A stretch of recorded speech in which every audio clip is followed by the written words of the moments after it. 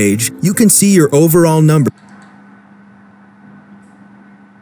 which include total earnings, completed orders, your average selling price, and your earnings past month.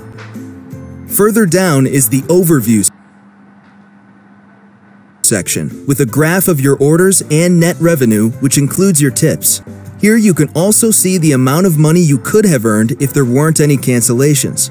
Reducing cancellations results in a better experience and more earnings. You can also view your new orders, which show orders from the last 30 days. You can customize the graph according to your preferences, and it'll be saved for the next time you visit the page. In the sales section, you'll see an overview of your active orders. This is a breakdown of the type of orders you completed, which you can filter by different views. For your convenience, you can view your sales by order or by revenue.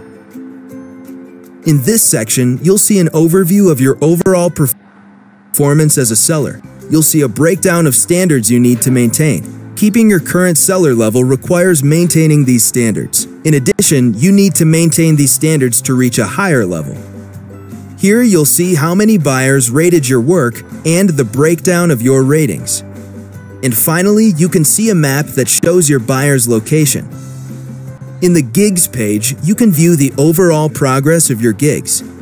Once you select a gig, you can view statistics for the past 30 days, such as impressions, which is the number of times your gig appeared on Fiverr. This includes the home page, category, or subcategory page. You can see clicks, page views, orders, and social gig views. Most importantly, you can view conversion rates. This is the percentage of buyers that purchased your service. This is calculated by dividing total page views by orders you received.